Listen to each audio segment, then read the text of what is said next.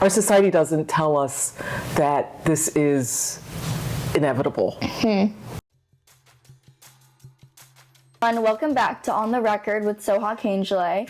Today we're going to be joined by someone who brings their whole heart into everything they do, Kyle Ruffin. She's the author of In Stroke's Shadow, My Caregiver Story, which is the book right here, a powerful memoir chronicling her time as a caregiver for her mother after a debilitating stroke. But beyond that, she's a leader in the nonprofit world, a champion for community voices, and a person who isn't afraid to talk about emotional truths that others may shy away from. Let's sit down and learn from her journey. Oh, thank you for being here. I think we can start by talking about your book. So, is there another part of your story, something you added in the book that you were like unsure about? It was like, maybe I shouldn't, maybe I should, but you ended up kind of letting it in the final cut? Yeah, there was some family controversy that played out during my caregiving time, and there were some things I was going to have to say about members of my family that I didn't think they were going to react well to, but I decided to include them because I think that is the real world that we live in, that there's those kinds of conflicts. Because that might also be something that other caregivers relate to. It's like part of the experience. Because when you're caregiving, it's not always just about taking your parent to the doctor or, making sure they take their medications. Sometimes you take over their entire life, and you discover things that they've hidden from you, and now that you have to deal with. So ultimately, I did use some material from an experience that I wish I hadn't gone through, but I did go through it. And when I was preparing to write the book and I was worried about those aspects, I went to a workshop and they answered the question like, well, what if I say something somebody doesn't like? Yeah. And the response was, well, let them know that this is a memoir. This is my memory of what happened. Yeah. And you're free to write your own. Actually, you know what that reminded me of? Are you familiar with Tara Westwood? She wrote this book. It was called, oh shoot, I'm blanking. But it was like a memoir about her time, and she lived in a very Mormon family, and it's called Educated. And it was like a lot of bad things happened. It was like an abusive household, and they didn't let her get education. She really wanted to go to college, or maybe she didn't because she didn't think women were supposed to. So the entire book was her pushing for an education, and she finally ended up going to Harvard or Cambridge. Oh, wow. So it's kind of crazy to see how her life changed, and even her own memories, because but obviously so much of that is her mom and her dad and her brother and how they treated her. And in the end of the book, and her at the end of it, she's like, yeah, people were not a fan of but it was her version of the truth. Right. And actually at the bottom of a lot of she'll have a little thing. She'll be yeah, this was my memory, but my brother had a different memory of the situation. My dad had a different memory. So it's kind of, you have to take all those things into account. Exactly. That's kind of, but did you ever find that you got positive responses from your family members? I did. I got a lot of positive responses in that people who knew what I was going through, knew what I had experienced. Reading it in the book, I think it kind of opened up their eyes to the full breadth of what I went through over that period of time. And they themselves, maybe they weren't caring for someone who suffered from a stroke, but they were caring for someone who may have had dementia or Alzheimer's. And for them, it was permission to say, you know what, it really sucked. Yeah. And oftentimes when people complain about caregiving to, people who aren't familiar with it. Right, or somebody in your family, and they'll say to you, oh, at least you still have your mother. Yeah. And it's yeah, that's true, but then there's the other stuff as well. Well, does it ever feel the roles were just reversed completely, where when you're a baby, your mom has to take care of you, every part of your life, but now it's just oh my God, I'm the mom. Absolutely. Yeah. And moms don't take that well. No? When the roles change, I don't think that they can let go of their maternal role instincts. as as the parent, as the authority figure in your life. How dare my kid tell me how to, because, I've been doing this since, I change your diapers. Yep. I brought you in this world. So that is something that I think a lot of family caregivers go through. Yeah. Yeah. Because the relationship dynamics have been one way for so long, Yeah. and now it's flipped, and it's almost like you don't have time to prepare for Yeah. that flip. It just happens, and it's challenging. It's another level or another layer to the caregiving get experience. I've never experienced this, and I don't know anyone personally other than you who has. So as someone who's kind of looking into this new world, what is something that like I might not fully understand or grasp, something that's like solely like for the caregiving community to be like, yeah, I get that feeling, or I like connect with that specifically? Well, I think one of the positive things to grasp is that you're not alone. There are millions and millions of caregivers in this country, and most of them are women. Yeah. And that there are communities out there that can provide support. There are other people who have either been through it or are going through it. There are more companies and organizations that are emerging that are designed to help caregivers go through what they're going through. It's okay for it to be hard. Would you say it's like a mentally taxing experience? It's everything. It's Really? mentally taxing. It's emotionally taxing. It can be physically taxing. Yeah. If you're caring for someone who has a physical disability and you have to get them in and out of bed Yeah. and bathe them, and oftentimes, things happen in the middle of the night, Yeah. so your sleep is disrupted. Like it just changes. It's like having a child, but They don't grow up. They don't turn 18 and move out. Right, exactly. So it's all the things that caring for another human being is, and it's hard to, like, our society doesn't tell us that this is inevitable. It's not something that like you kind of grow up expecting. Like you're not, when you grow up and you're like a kid, you're like, one day I'm gonna be a mom, or one day I'm gonna have a dog or a house. But it's not really one day I'm gonna care for this person in my life.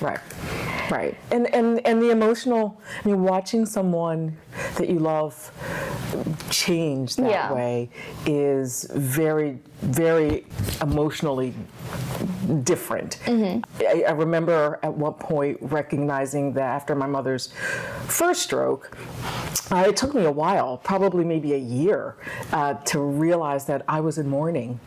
I was mourning the relationship that we had before her stroke, and that relationship was dead. Because I imagine there's two things to balance. Because one thing, it's like if you weren't your mother's caregiver, you'd be mourning that anyway. But now that you are, you have like these two different emotionally taxing things to go through at once. Well, you do. You have to still be there for them and care for them, but you have to also go through the process of letting go of the nature of the relationship between you and your mother. She was always the authority figure, and you were always the child, and she was the person you would go to. Or she was the person you didn't have to worry about because she was healthy and traveling and hanging out with her friends and having a great life. That person's gone. And that, like, realizing that and recognizing that I was mourning, it allowed me to sort of let go of that person that she used to be, so that I could be more there for the person that she was now. Well, you're not only an author, you're also like a doer. You're a part of Impact 100. Do you want to tell me a little bit about that? Sure. Love to talk about Impact 100. It is a women's collective giving group. It's right here in South Jersey. We, women from Burlington, Camden, Gloucester, and Cumberland counties, each of our members donates $1,000, and we then award large transformative grants to organizations in those 4 counties. So we do that every year. So every year we start from zero, and the members make the contributions. And up until this point, we started in 2017. We gave our first grants in 2018, and since then we have awarded over $1.4 million to organizations, about 22 organizations in our 4 counties. Wow. What would you say say has been your proudest moment of nonprofit work thus far? I would say that. The 1.4 million? And I've worked for nonprofits. I worked for United Way, and I worked for Healthy Mothers, Healthy Babies in Camden, and I've done a lot of volunteering as a board member for Community Foundation and the Hispanic Family Center and Settlement Music School. So I've seen the needs that those organizations have, and funding is probably one of the biggest priority. So to be part of a group of women that provides funding to organizations that are doing really important boots on the ground work in our communities, I'm really proud of you probably even have like a better perspective because you have had boots on the ground. You know what I mean? Like you were part of that. Yeah, and a lot of our members come from that background that's too. good. Some don't, but a lot do, and we all appreciate, being able to give organizations grants that are large enough for them to expand their mission, serve more people, maybe do something they weren't able to do before. Some of the organizations that we fund to get, say, a $100,000 grant is huge. Yeah. Especially one that they don't have to compete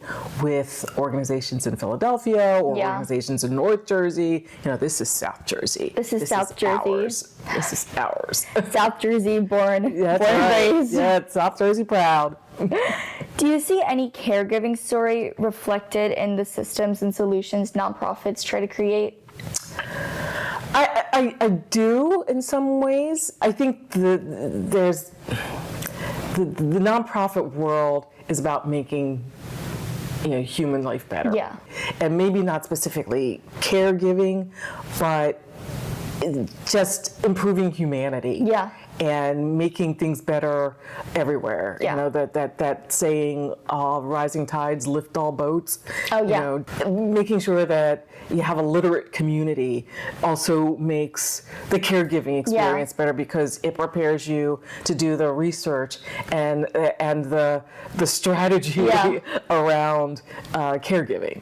Well, things that you learned throughout your caregiving experience, did they directly impact like how you do your nonprofit work? I don't think so. I mean, I'd have to think about that. Yeah. I'm not really sure. Well, maybe. Like I was thinking, like maybe like I have a greater sense of nurturing now, or something like along the lines of like I see like this community. I didn't really think about it before, like because it wasn't directly in my life. But now that I am a part of it and I recognize it, I want to do work for them. I certainly became more aware of organizations that are. Focus on caring for seniors or people with health issues that require, them being cared for like 24/7. Have a greater appreciation for them, absolutely. But still, there's so much need in the world. It's kind of hard to cherry pick. Like, okay, which one do we help? And a lot of the organizations that work with caregivers provide support systems that allow caregivers to, like Samaritan. My work with Samaritan, like they have a definite approach and a well-rounded approach to caring for the family, including caring for the caregiver. So that's good. By working with Samaritan, I do feel like I am being able to have an impact there. Well, I saw in a poll that women, especially Black women, feel as though they're invisible in caregiving spaces. What do you think? Do you have anything to say about that, or do you have any input?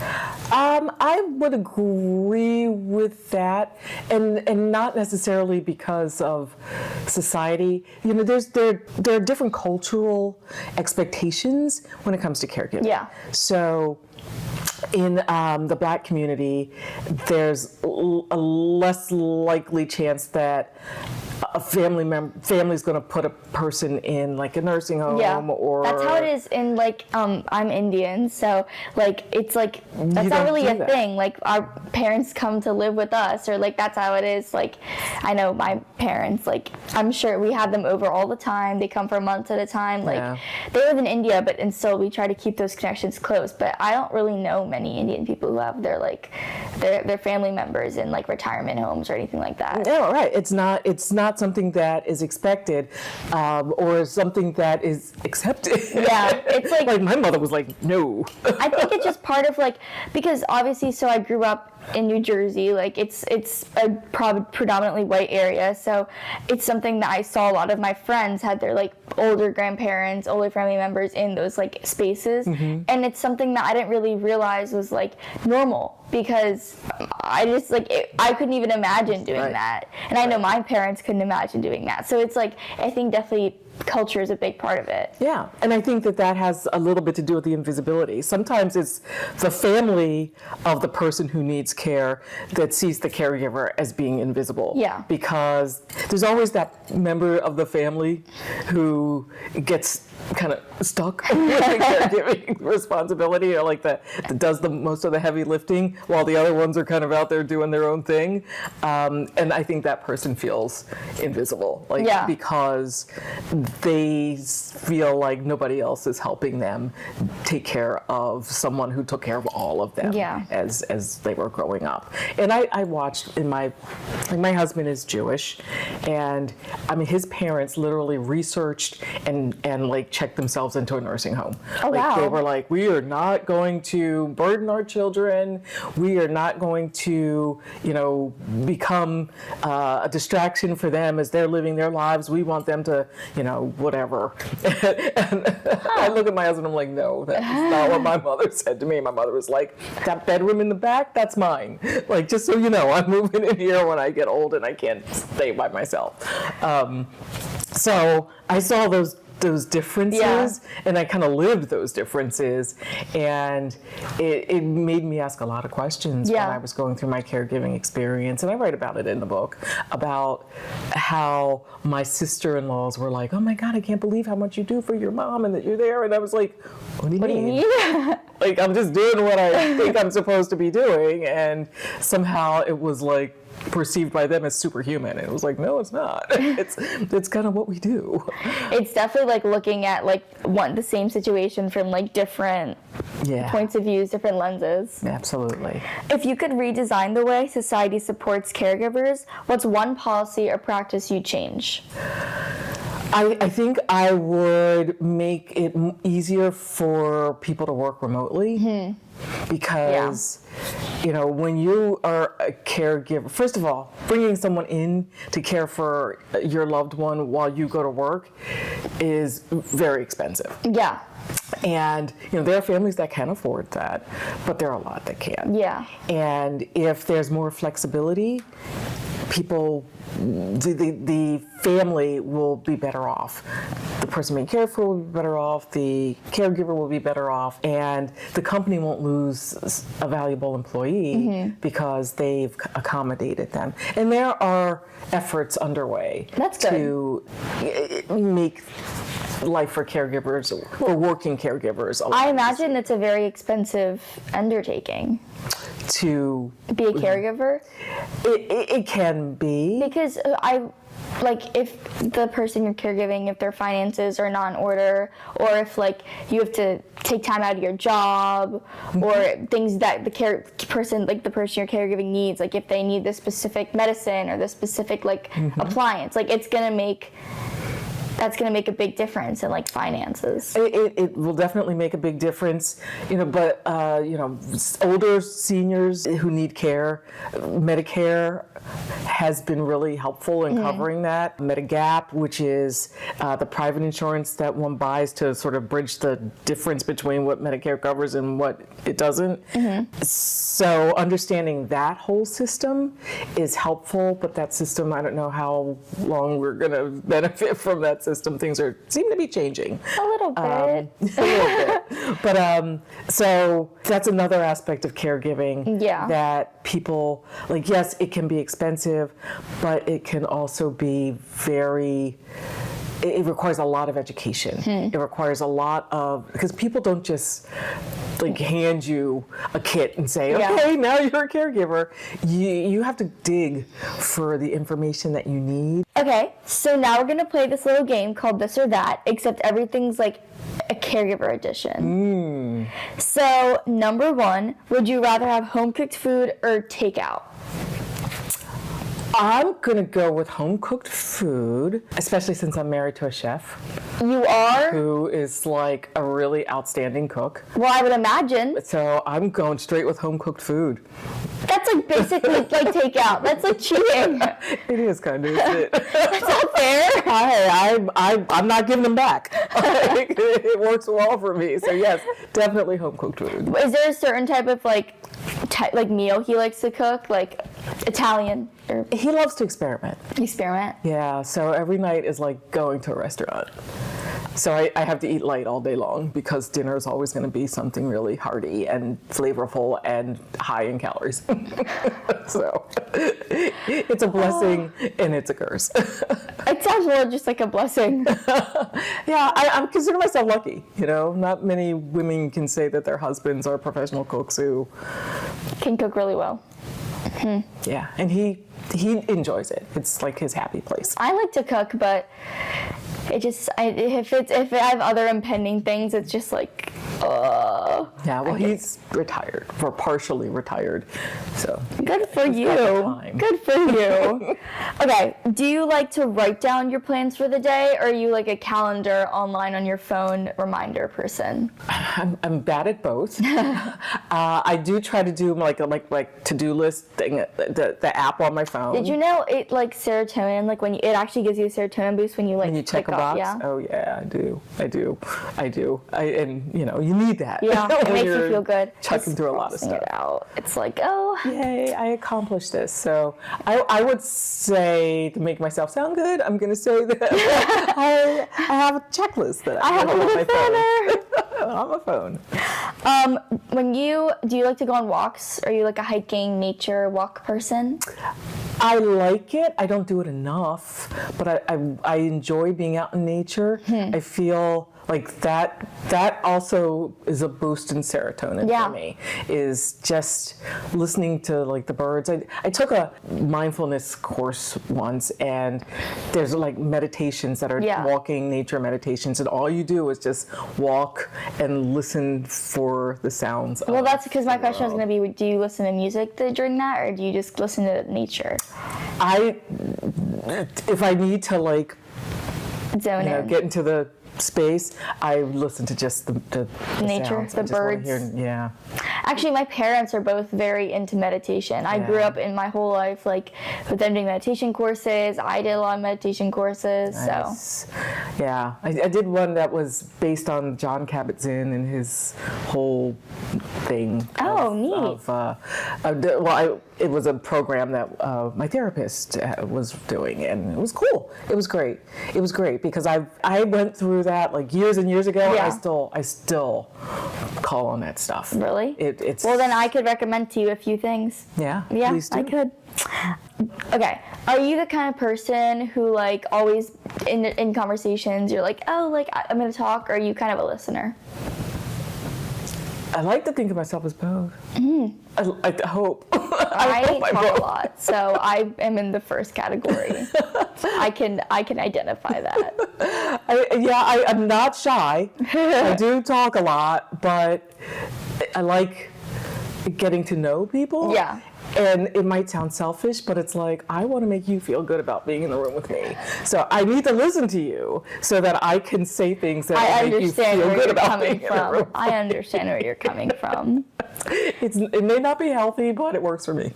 Okay.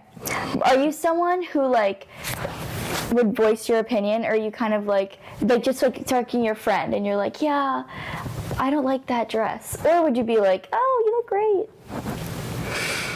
I'd probably be like, oh, you look great. Because I want people to like me. I'd be like, oh, you look great. Maybe Or I'd be like, you know what? maybe I'd be like, yellow's not your color. Maybe I'd say that. Yeah, something that won't hurt their feelings. Yes. Yeah. Depending on the person. Sometimes I'll be like, ooh, take it off. Well, that's got to be someone you feel comfortable Yeah. being totally honest with, like a family member, right? Yeah. Like, Or someone who did that to me. There you go. Well, that comes from a different place, but it's still, it's still. I get it. I guess it counts. I get it. It works. It works. Boom, movie magic. This all appeared out of nowhere. So basically what this is I'm going to ask Miss Kyle Ruffin. I'm going to ask her about, okay, like, is this sentence that I'm going to read you from your book, or is it from another book about caregiving or another book in general? And if you get it right, then we get to do something. So we're making slime, in case it wasn't obvious. This is all materials for slime. But if she gets it wrong, I get to do something. So we decided to work together because friendship and whatnot. That's right. Harmony. Unity. This is going to be the best slime. It's on sale. I'm kidding. It's mine. Okay. First sentence. There was no training manual or coaching sessions. I would be my own cheerleader. That's from my book. That is Not from your book. There was a book by Dorothy Goldie, A Conversation with a Caregiver. Wow. It sounded like Close. something I It was would close. It was close. Okay, so the first step is you add glue. Well, you can do it too, because we have two. So you just take it off and fun. This is. Ooh, look at that. This is like, I don't think you understand how key this was to my childhood. This is my childhood, in fact. Wow. You know, like when my mom says to me, like, oh, when I was your age, I'm gonna say this to my kids about slime. When I was your age, we didn't have like holograms. We had slime, We had slime. and people would sell it and make money. And everybody It knew was a about fun slime. experience, and all the teachers hated it. It was like one of those things. It was like banned on the playground. But what are you gonna do during recess? All right. I didn't even know you could make your own. Yeah. Oh, trust me. There's probably like some carpet in my house that has like a stain that I tried to rub out a bunch of years ago from slime. When I was a kid, what we would do is we would take the Elmer's glue, Yeah. put it in our hands, and wait for it to dry. Yeah. And then you would just like, if there was a lot of satisfaction of peeling it off of your hands. Look, it's evolved. Maybe like Exactly, maybe yes. they're gonna have like instant slime that's like powder and water. Who knows? Yeah, I bet it's coming. Okay. Another sentence. There were moments I felt more like a prisoner than a daughter. Now I'm doubting. I don't think that was from my book. It's from your book. See, I told you it's been a while since I read it. That is from your book. Okay, let's add the shaving cream. This is so fun. All right. So do we have to like mix it all up with our I have hands? a spoon, don't worry. I got it. I thought of everything. Wow, look at this. Oh my god. I guess I really hope I win the next one so I can pick the color. I'm gonna let you. We have a bunch of colors. No, what's your favorite color? Do you have one? Honestly, I don't think I have one. Really? I like a lot of color. I mean, you know, Okay. black. Well, wait, if you guys haven't noticed, I just want to preface that we didn't even plan this, but we're matching. This was completely unplanned. I think great minds just think alike. Yeah, exactly. I'm gonna Okay, do that. ready? Ready for this? Okay. It wasn't the task that wore me down. It was pretending everything was okay. I don't think that was my. That is your book! That is your book! Don't have me switch this. Oh my gosh! This is awful. I need to read my book. Oh my gosh. Okay, what color should we make it? What do you think? We can mix colors. That's the fun part. Well, let's go with purple. Purple? Which is what? Blue and and red. Color theory. Yes. Okay. I don't know how much to add. Okay. Yeah. Blue. We can always like, you know. We can always fix it up. Edit it. We got it. We can just, if we edit the thing, then it's going to be like, we're going to be orange, but the slime will be purple. Okay. It is already a little kind of. Okay, let's mix purpley. it. All right. Can I help? Yes. That's so funny that you keep getting these wrong. I know it's mean, but it's so funny. I really thought that was going to be a lot easier than it turned out to be. It's okay. It's been a hot minute. lot of words. It's been a hot minute since you wrote your book. You get the has credit for been. writing it anyway. Well, How thank cool you. is it to feel that, hey, people read my book and they know my name? They search my name up on Google and I have a whole little section. It's my legacy. Isn't It's it like, crazy? it's gonna I be think here long being an after I'm author is so gone. cool. Okay. Yeah. Next step. Okay. Ready? I think you got this one. I believe in you. I'm going to give you an easy one. I'm going to give you a softball. I was the weak sibling, and that was what she was doing now, putting a brave face on for all of us. That wasn't my. That was not your. There we go! Definitely not. You don't have siblings, right? I did. I had a sister. Oh, really? I had a sister who unfortunately passed away from lung cancer. Oh, I'm sorry. And well before my mother got sick. Oh, so it was really the burden was on you? Yeah, it was. And what I went through with her, with my sister, lost my mic, really helped me to prepare for working with my mother. Oh. So it was. Were you a caregiver for your sister? Not to the degree I was for my mother, but I went through a lot of treatments with her and really watched her closely. She was married and lived in Philadelphia, and I lived over here. Was she younger or older? She was older. Older. By 3 years. So you kind of had that experience with your mom and your sister. They were both older than you. Yeah. But my sister, like going through that experience with my sister informed how I treated my mother because I had some regrets around the way things played out with my sister, and I didn't want to have any more regrets when it came to my mother. Yeah. I kind of wanted to feel like I did all the things I could do, even stepping back while she made decisions that might not have been, in my opinion, in her best interest. But, you know, they're adults. You gotta you can't just... They are adults at the end of the day. Yeah. So yeah, and her favorite color was purple. Really? Yeah. My That worked out so good. Yeah. Okay, I'm gonna give you another question. Since you got that one right, I have more faith in you. I have more faith in you. The simple act of caring is heroic. I'm gonna say no. Yes, it was no. It was no. That was by Edward Albert, as quoted on Stroke Caregiver Support. There we go. Okay, so we're adding the magic liquid, which we don't really know what it is, but we don't want to ruin the surprise. I don't know how much to add. Okay, let's see. Is there like, yes. Okay, I'm just gonna winging it here. eyeball it. I have one question I want to do because I think you're gonna get this one right. Okay, this is okay. Each day blurred into the next, but I smiled anyway because that's what was expected. What do we think? I have faith in you. I'm gonna say yes. Yes, it was you. Yay. Look, you're getting better at this. Honestly, you just need to get the hang of the game. That's it. You're right. That's it, because I think you're kind of a pro now. Let's get you on a game show. One that's all about a book I wrote. Look at this stuff. This is like, oh, look at it. You don't like it? No, I'm just like, I'm just. It kind of looks like a brain. Enthralled by it. Okay, wait. We should put, like, real slime just kind of comes off, right? It doesn't. Yeah, well, stick it's not to your mixed fingers. together, I think. Wow. Look at this.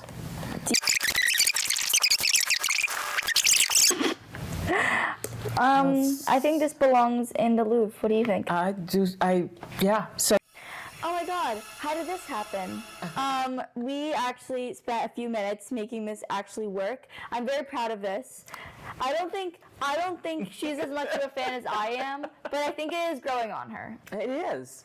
You can have some to take home, and then you can show your husband what you made today. And I'll share it with my kitties. Yes, your cats. They're gonna be like, what is this? What is that? They'll just, you know. This reminds me of my childhood. But regardless, I'm saying that like I'm not 17 years old. Okay, moving on. I have a few more questions about you. Okay. About you and your book. But before we get into those, I kind of wanted to ask about something. So I did give her some homework. I asked her to come up with 3 songs that represent her caregiving chapter. So, do you think you have those ready? I have them ready.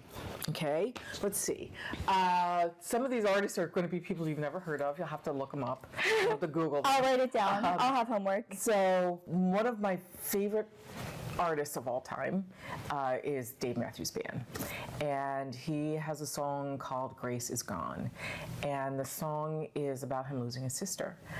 And because, like I said, my experience going through what I went through with my sister, through her cancer journey, it informed my how I treated my mom as I was going through that with her.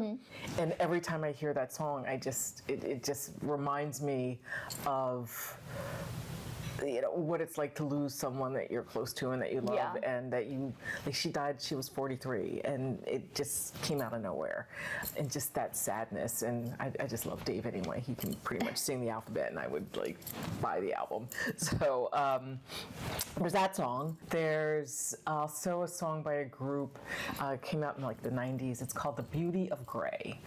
And the main theme is that this isn't a black and white world, and that you have to appreciate the beauty of gray.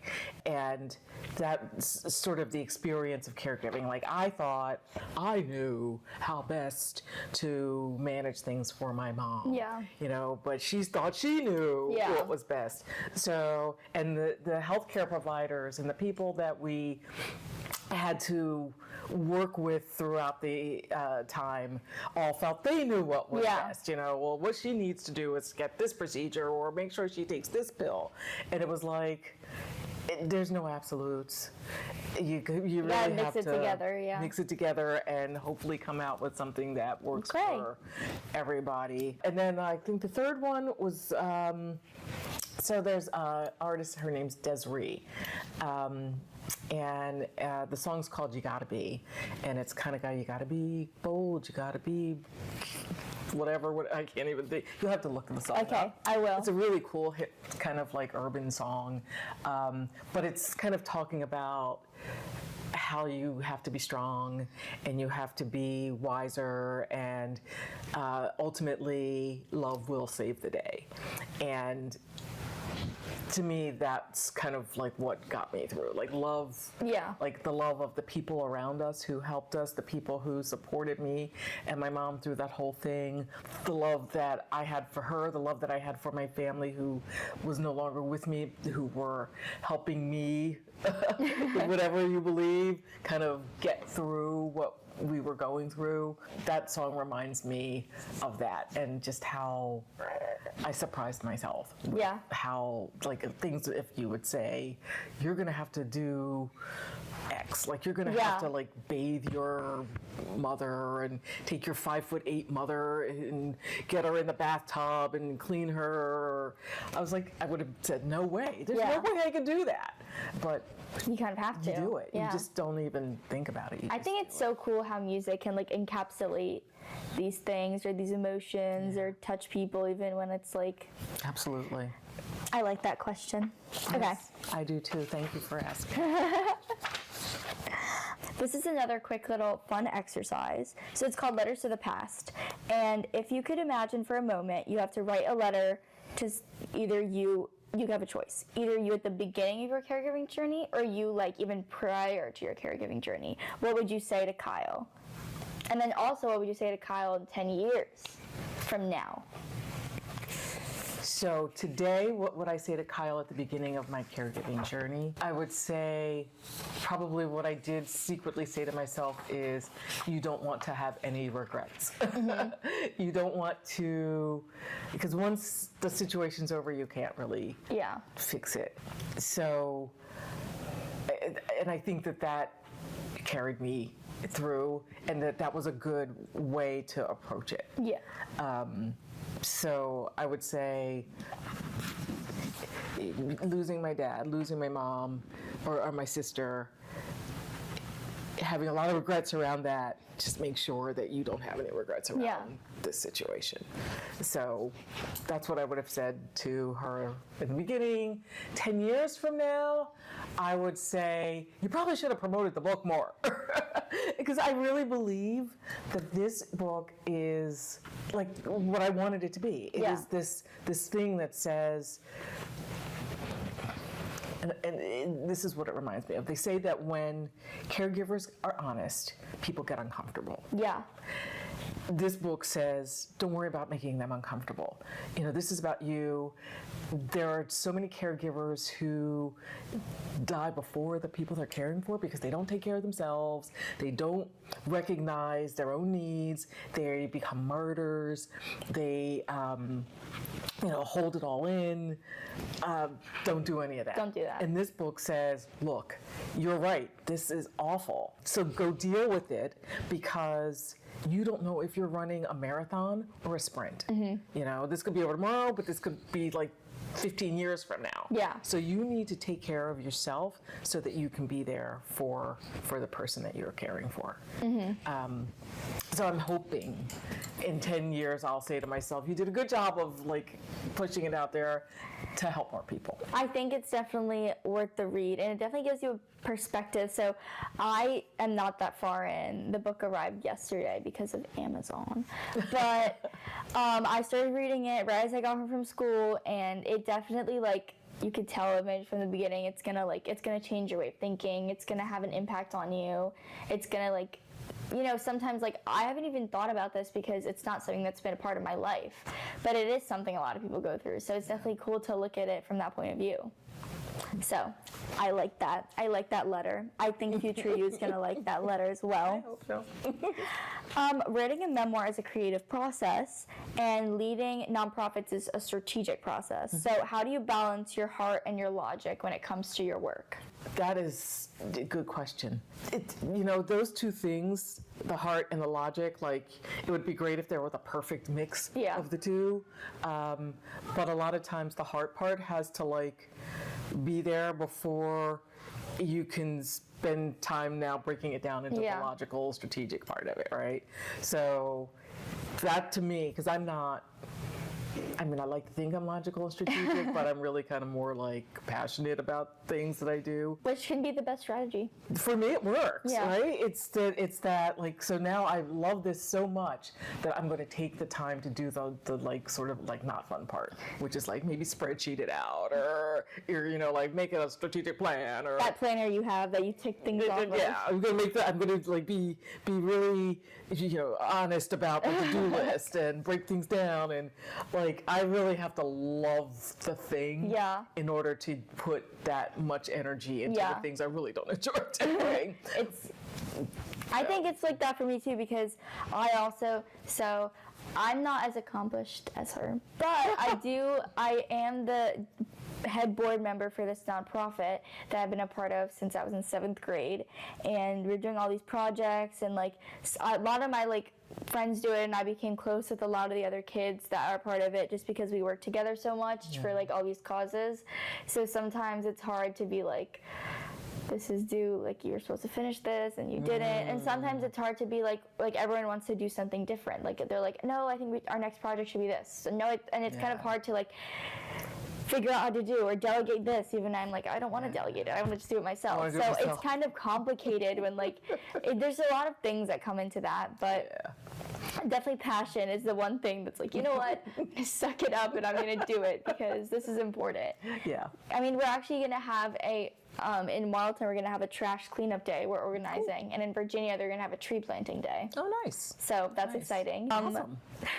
What's something you wish more young leaders knew about how to build trust in communities? I wish more leaders would know that communities have different priorities, that too often I think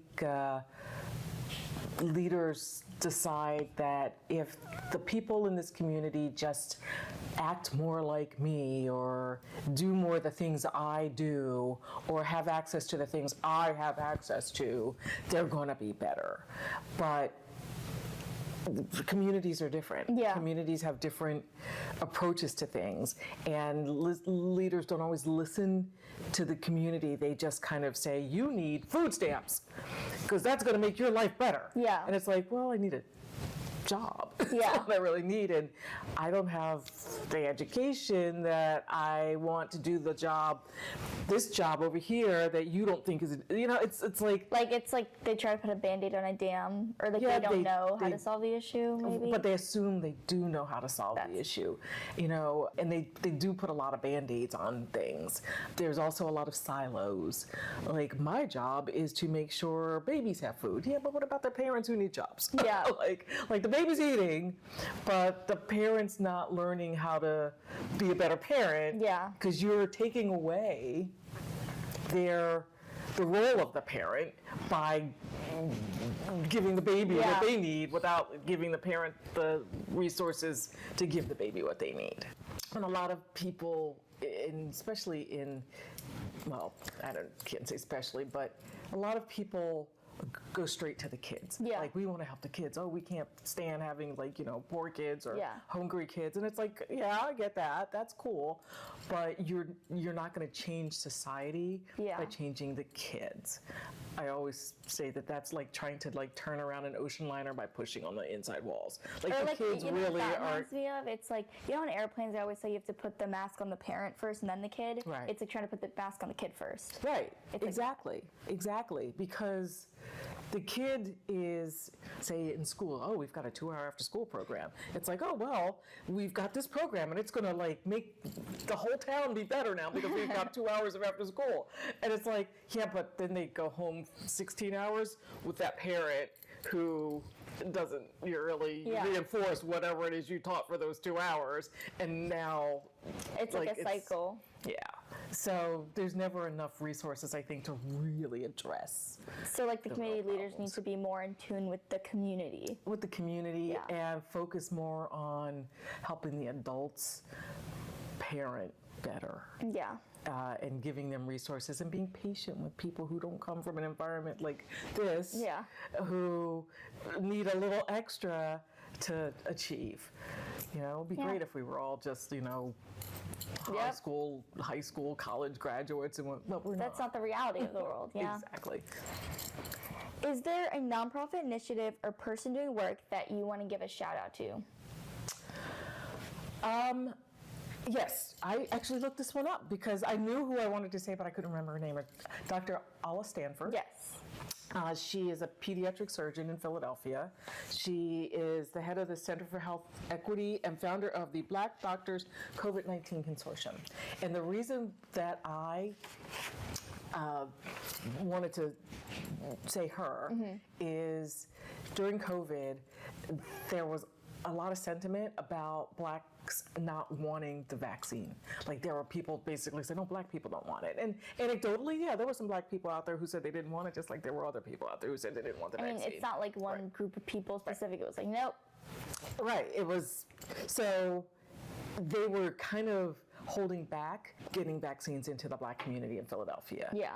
So she led the Black Doctors Consortium and had them giving vaccines. I believe it was at the Leah Core Center in North Philly at Temple University.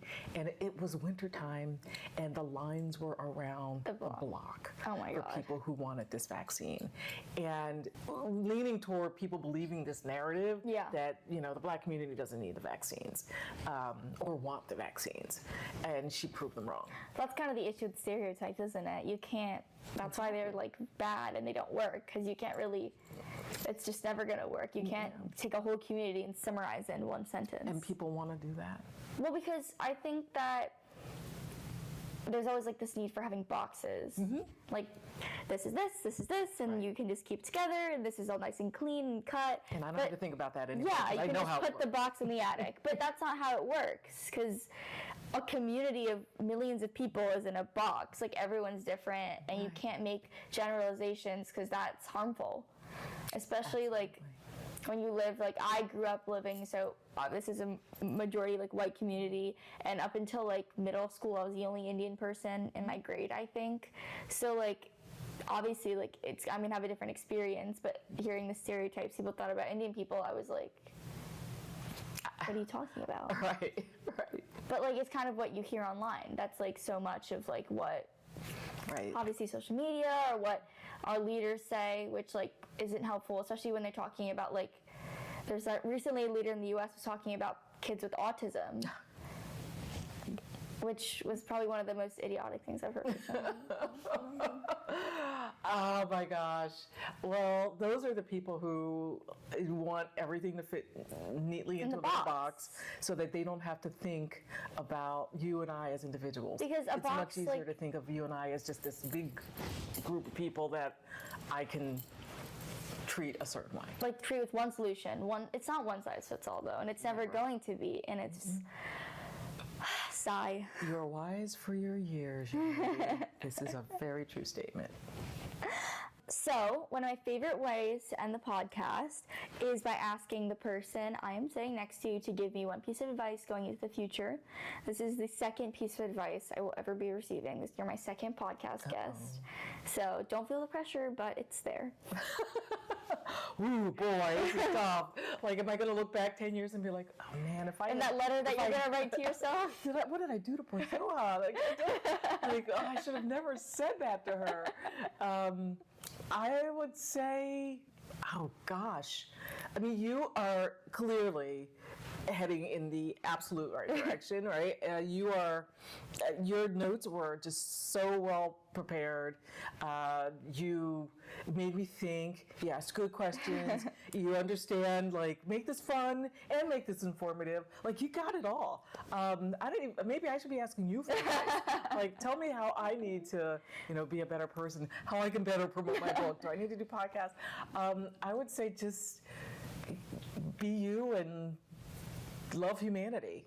And whatever that looks like, just do it. And keep on going? Yeah. We need as many good, positive, energetic, lovely human beings as we can get. So stay one of them. Stay one of them? Okay, I will. I think 10 years you're going to read your letter and you're like, I did a good job. That was some good advice.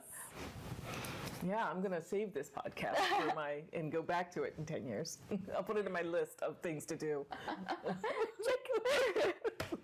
Well, this was lovely. I love this conversation. We had a lot of laughs, but I also learned a lot. I hope you feel the same way. Yes. Thank you for coming on the record. Oh, my pleasure. My pleasure. Yay. Yay. Little huggies.